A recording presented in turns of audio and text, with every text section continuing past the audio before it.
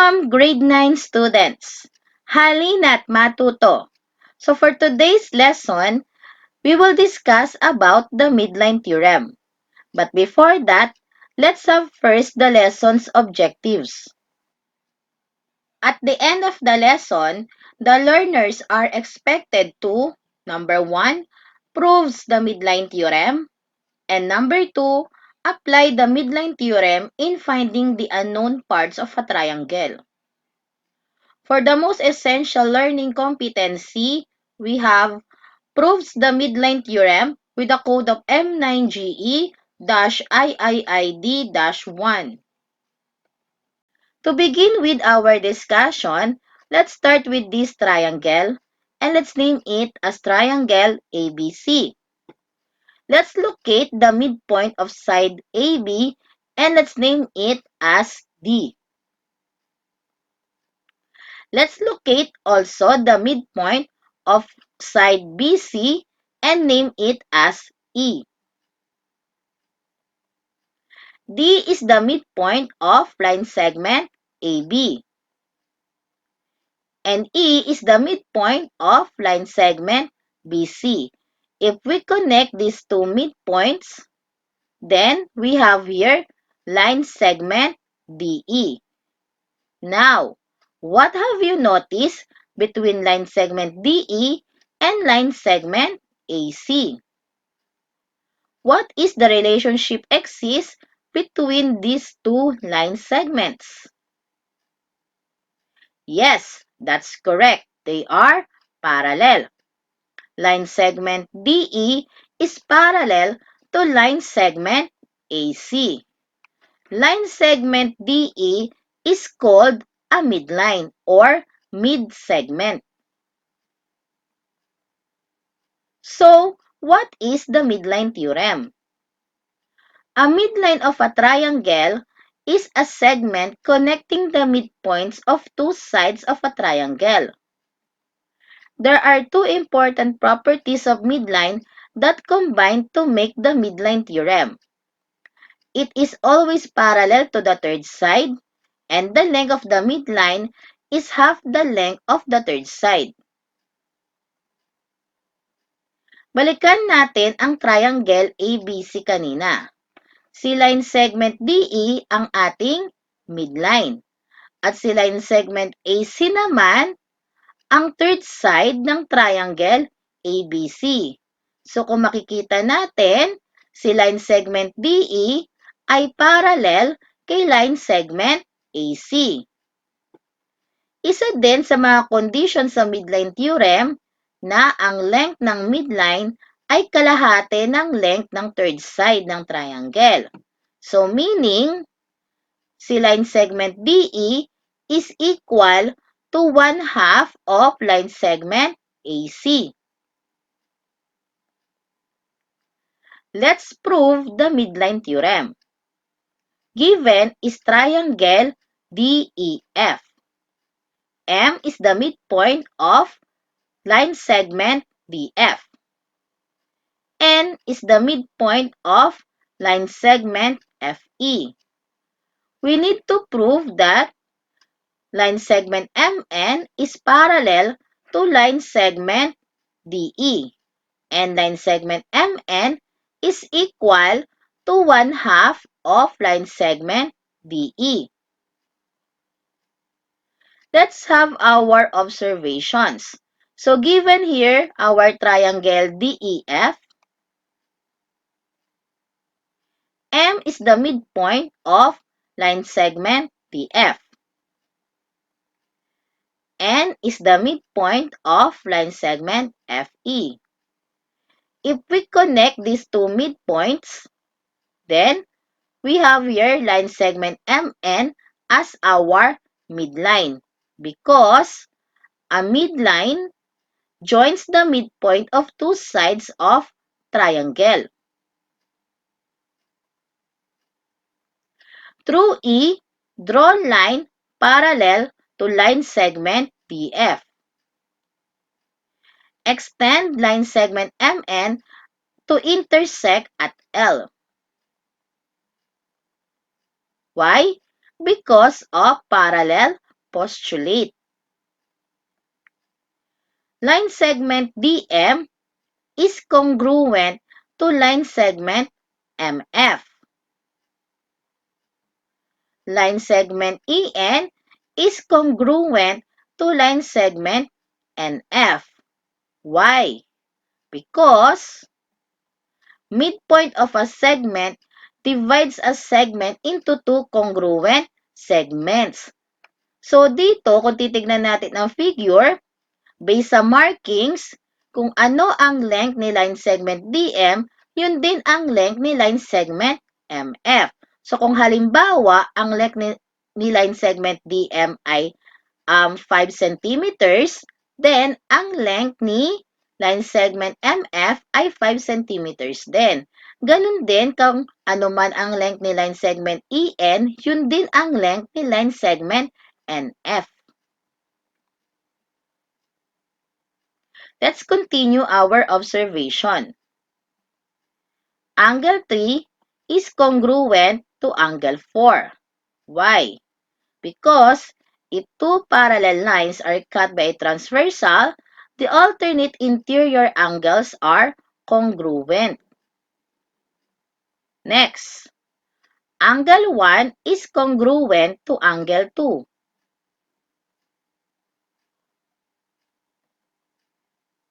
Why?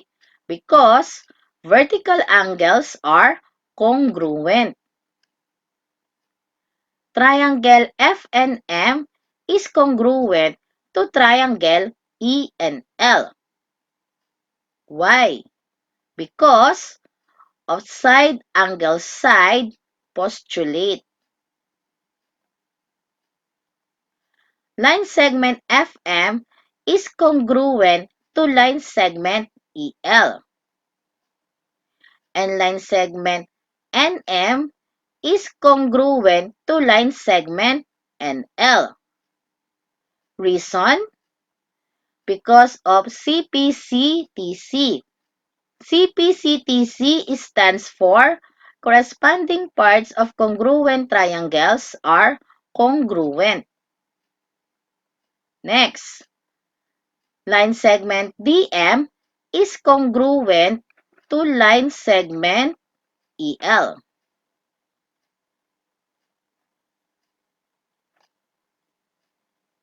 By transitive property. DMLE is a parallelogram. Why? Because a quadrilateral with one pair of sides both parallel and congruent is a parallelogram. Next, line segment MN is parallel to line segment DE. Why? Because a parallelogram has two pairs of opposite sides parallel. Line segment ML is congruent to line segment DE. Line segment ML is congruent to line segment DE. Why?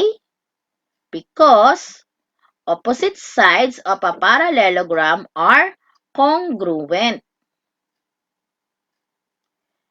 Next, MN plus NL equals ML. Reason? By segment addition postulate. Next, MN plus MN equals TE. Dahil si MN at si NL dito, based sa markings, they are congruent, then si NL, pwede nating sabihin, siya din si MN. Okay? And si ML ay congruent kay DE.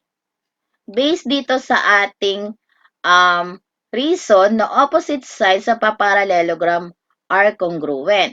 Kaya meron tayong MN plus MN is equal to DE by substitution. Next, 2MN is equal to to DE. So we need to add by combining like terms.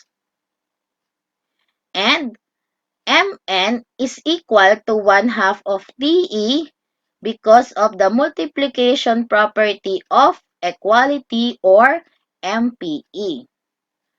Now, based on our observations, we now have our two-column proof.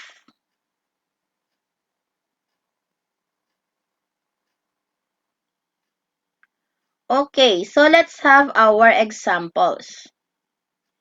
In triangle ABC, D and E are midpoints of line segment AB and line segment BC respectively. So complete the following statement. If DE is 14, then AC is correct. That is 28.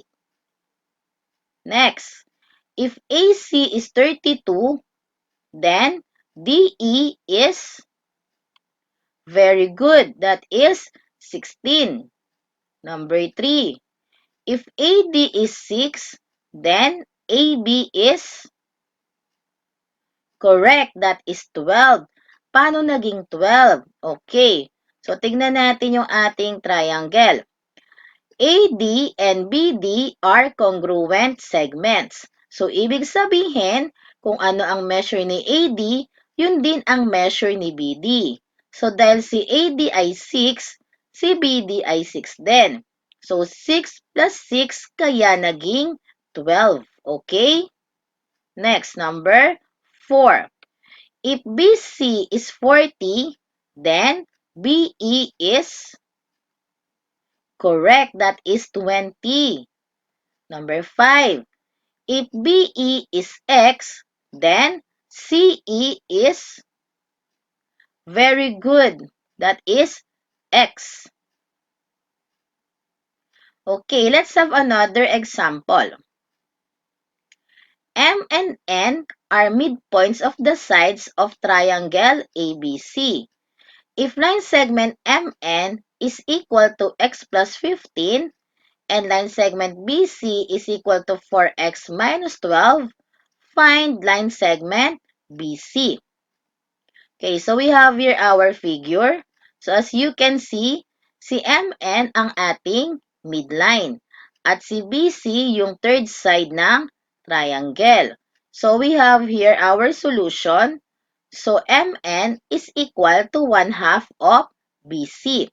So substitute natin kung ano man si MN at si BC dito. So ang MN natin ay X plus 15 is equal to 1/2 times ang BC natin na, okay, correct, that is 4X minus 12. So we have X plus 15 is equal to 1/2 times the quantity 4X minus 12. Now, multiply both sides by 2. So we have 2 times the quantity X plus 15 is equal to 4X minus 12.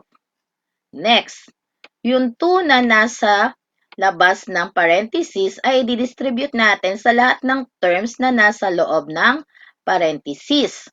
So we have here 2 times X, that is 2X, plus 2 times 15, that is 30. So, we have here 2X plus 30 is equal to 4X minus 12. Okay? Next, combine like terms.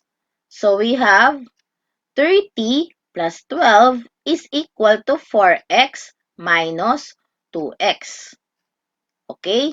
So, 30 plus 12, that is equal to 42, is equal to 4X minus 2X, that is 2X. So, we have 42 is equal to 2X.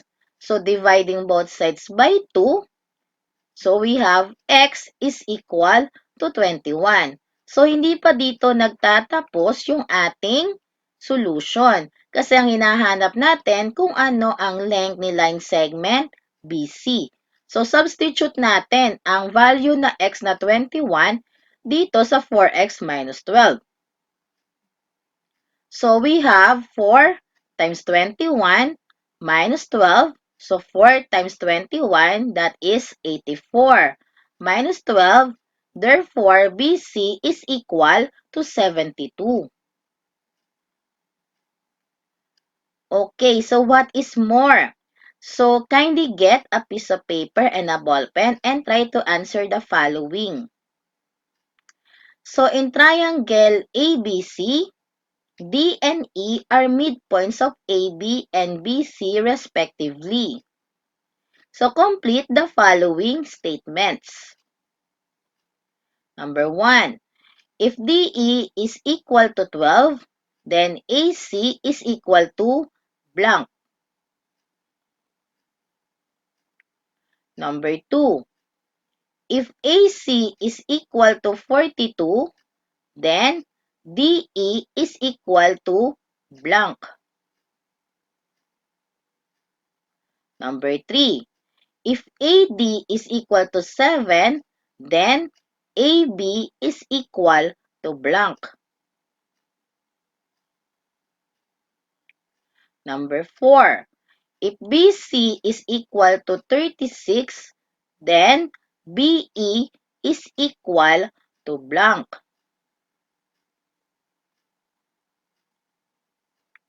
Number 5. If BD is equal to 8 and EC is equal to 9, then AB plus BC is equal to blank.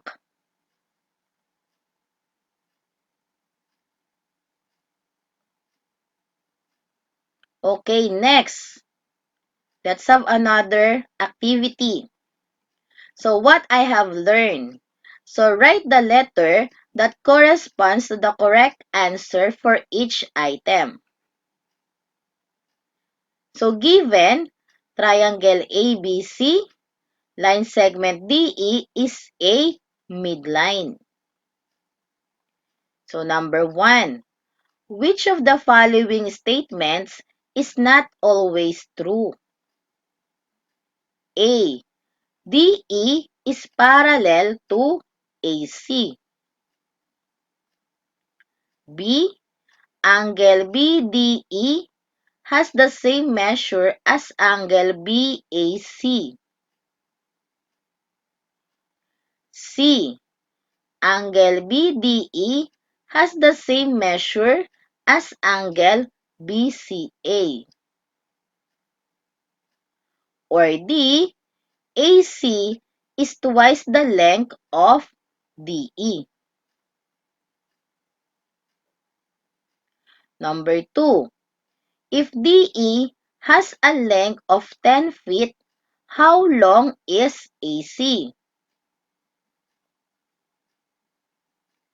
A.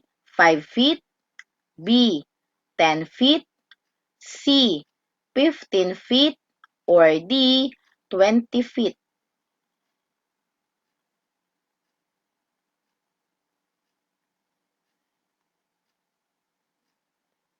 Number 3. If AC has a length of 30 feet, how long is DE? A. 10 feet. B. 15 feet. C. 30 feet. Or D. 60 feet. Number 4. If DE is equal to x plus 2 and AC is equal to x plus 10, how long is DE? A. 2. B. 4. C. 6. D. 8.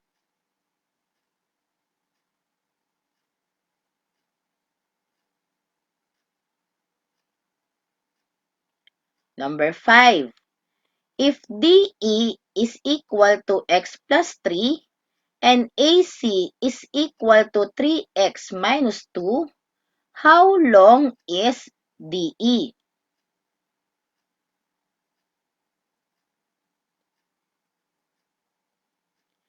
A, 9, B, 10, C, 11, D, 12.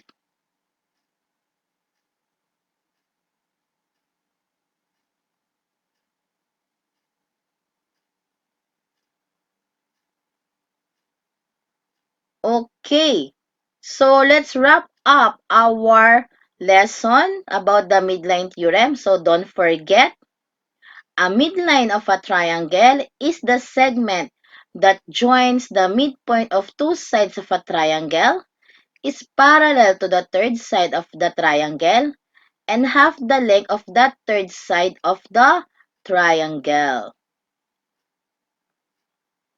Okay, so that is the end of our lesson. So thank you for listening.